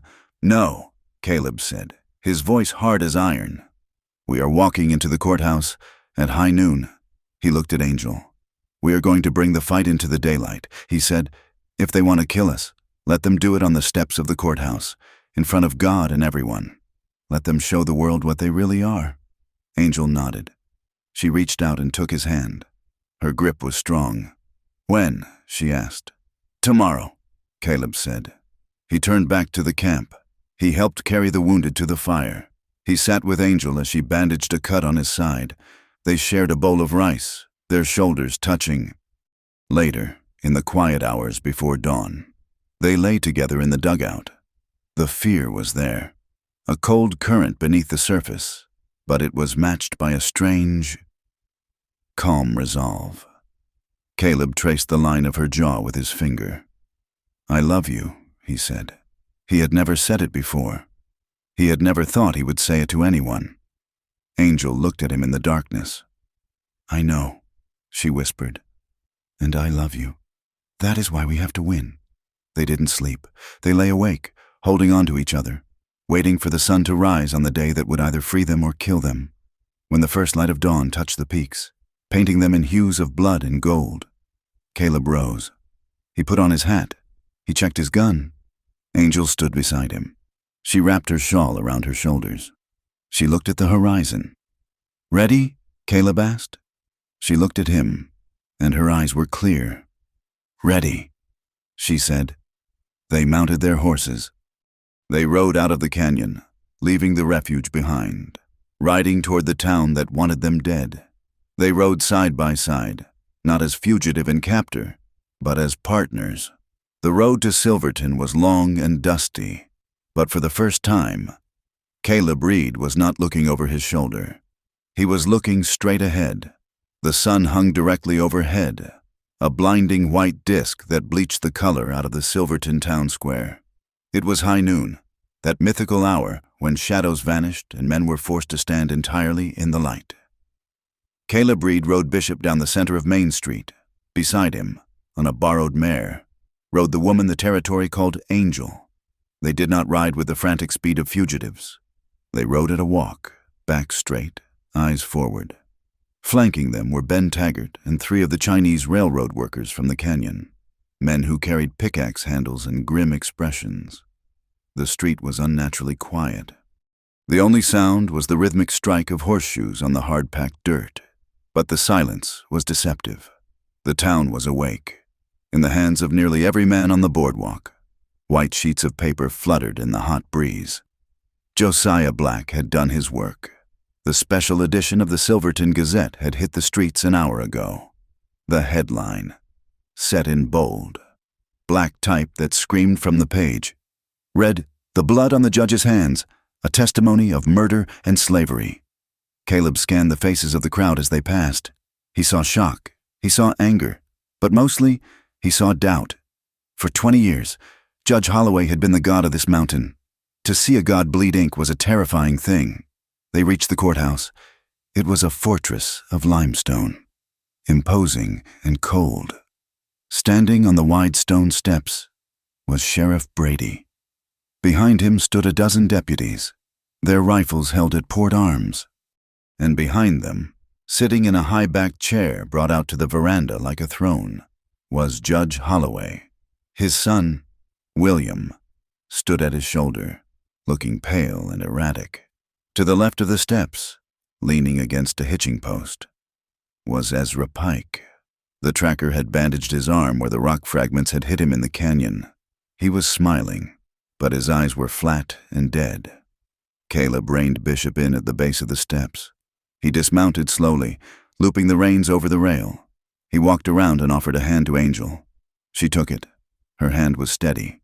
She wore the same torn, dust-stained dress she had worn in the canyon, but she wore it like royal vestments. She stepped down into the dust. "Caleb Reed." Sheriff Brady called out. His voice was tight. "You are under arrest for kidnapping, assault, and inciting a riot. Drop your belt." Caleb did not reach for his buckle. He reached into his duster and pulled out the ledger. He held it up. The sun caught the gold lettering on the spine. "I am here to surrender evidence." "Brady," Caleb said. His voice carried across the silent square. "Evidence of grand larceny. Evidence of slavery. Evidence of murder." The judge stood up. His face was a mask of purple rage. "That is stolen property. Arrest him. Shoot him if he resists." Brady hesitated. He looked at the crowd. The townspeople had pressed in closer, forming a dense ring around the square. Miners, shopkeepers, ranch hands. They were not cheering, but they were watching. "I have a witness," Caleb announced. He stepped aside. Angel walked forward. She stopped 10 feet from the line of deputies. She looked small against the backdrop of the massive building and the armed men, but when she raised her head, she looked like a giant. She looked directly at William Holloway. "Tell them," she said. Her voice was not loud, but it cut through the air like a knife. "Tell them what you did to Elias Miller." William flinched. "You are a liar," he spat, though his voice cracked. "You are a savage whore," the crowd murmured. The slur was ugly, familiar, a word used to dismiss women like her for 100 years. Angel did not blink. She did not look away. "My name is Elena," she said. The name hung in the air. It was the first time she had spoken it aloud in months. "My mother was Apache. My father was a soldier who died of cholera. I worked in your kitchen. Judge, I scrubbed your floors. I cooked your meals. I was invisible to you until your son needed someone to blame for his violence." She turned to the crowd. She did not plead. She testified. "I saw William Holloway shoot Elias Miller in the chest because the old man would not sign a piece of paper. I saw the judge pay the sheriff to burn the deed, and I saw them take men from the jail, men like you, men who had no money and no friends, and march them into the desert to dig their ditches until they died." "Lies," the judge roared. "She is a criminal.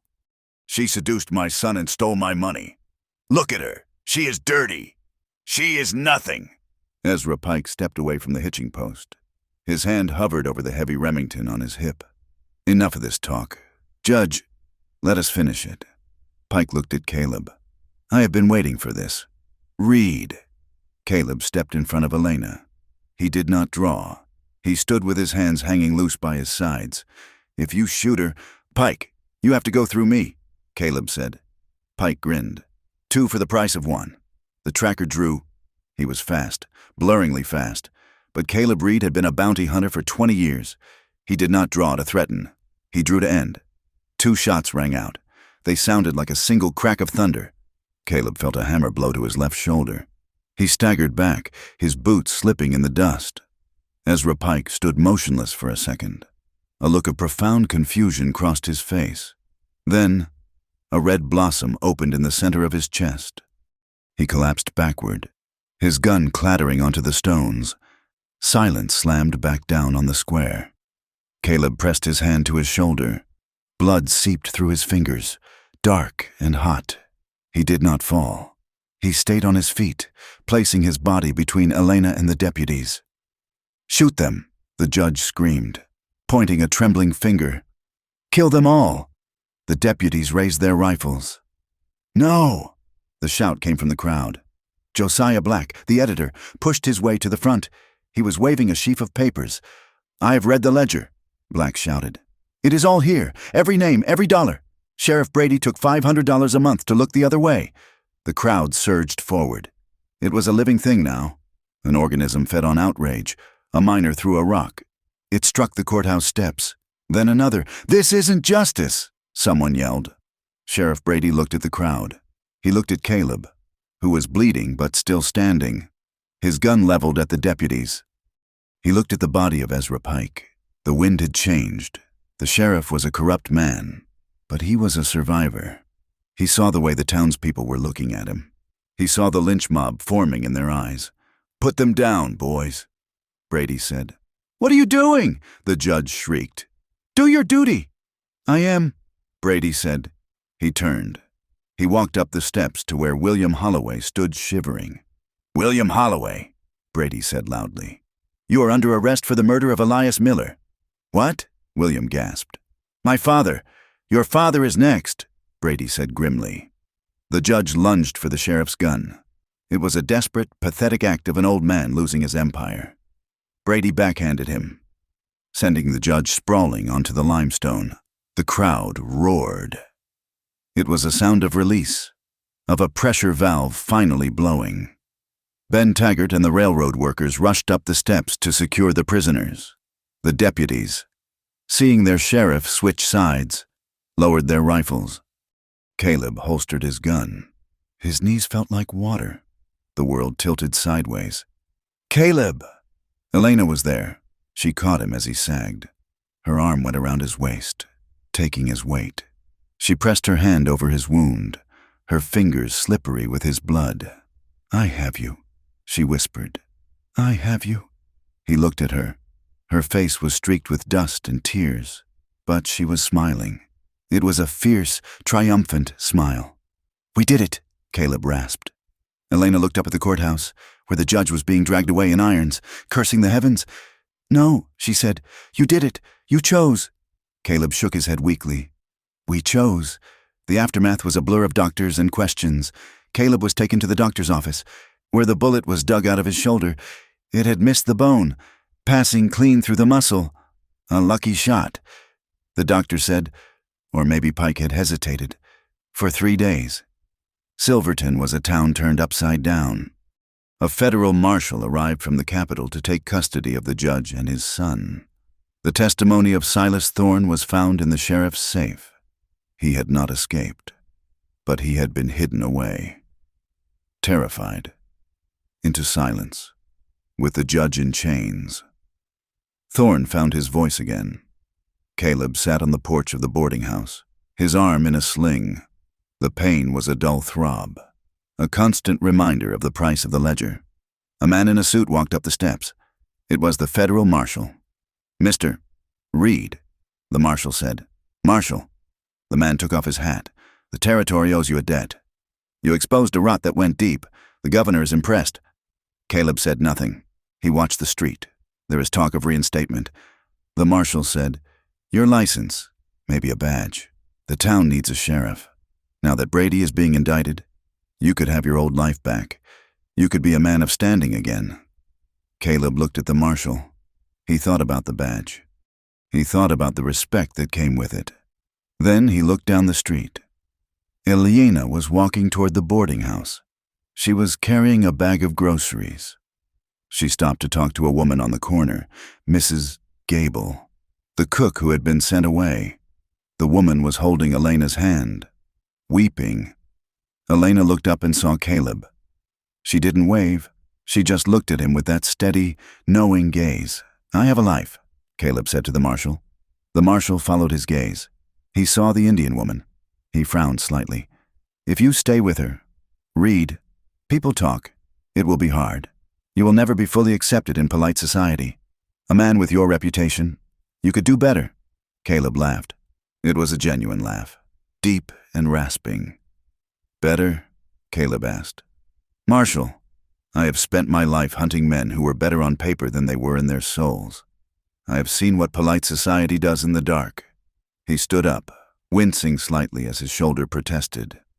"That woman walked into fire for people she didn't know. She stood on those steps and looked the devil in the eye. "There is no one better." The marshal put his hat back on. He nodded once. "Good luck. Read. You will need it." "I don't need luck," Caleb said. He walked down the steps to meet her. Autumn came early to the high country that year. The aspen trees turned to rivers of gold that flowed down the sides of the mountains, and the wind carried the sharp, clean scent of frost.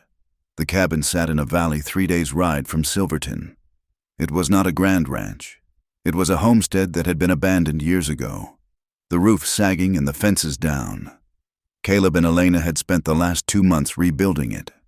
They worked from sunrise to sunset. Caleb swung a hammer with his good arm, while Elena mixed mud for the chinking and planted a winter garden in the rocky soil. It was hard work. It was brutal, back-breaking work, but it was theirs. On a Tuesday evening, as the sun began to set, they stood on the porch. The air was cold. Caleb wore a heavy wool coat, his arm finally out of the sling, though it still stiffened when the weather turned. Elena stood beside him. She wore a dress of blue calico that she had sewn herself. Her hair was loose, blowing in the wind. They watched the horses grazing in the lower pasture. Bishop was there, looking fat and content, alongside the mare. "It will snow tonight," Caleb said. Elena nodded. "We have enough wood, and the root cellar is full." She leaned against the porch railing. Her face had changed in the months since the trial. The gauntness of starvation was gone. Her skin was brown from the sun, and the bruises had faded into memory. But the shadows in her eyes were not entirely gone.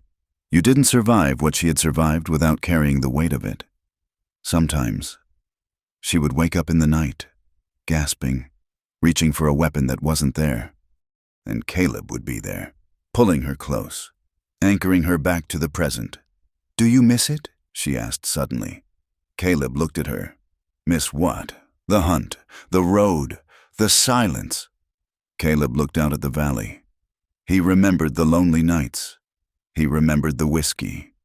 He remembered the feeling of sleeping with his back to a wall, waiting for a bullet. "I missed none of it," he said. He turned to her. He reached out and took her hand. His fingers were rough, scarred, and stained with earth. Her hand fit into his perfectly. "I was a ghost. Elena, I was walking through the world, but I wasn't in it. You woke me up." Elena squeezed his hand. She looked out at the darkening hills. "They still hate us, you know," she said softly. "In the town, when we go for supplies, I see the way they look at us.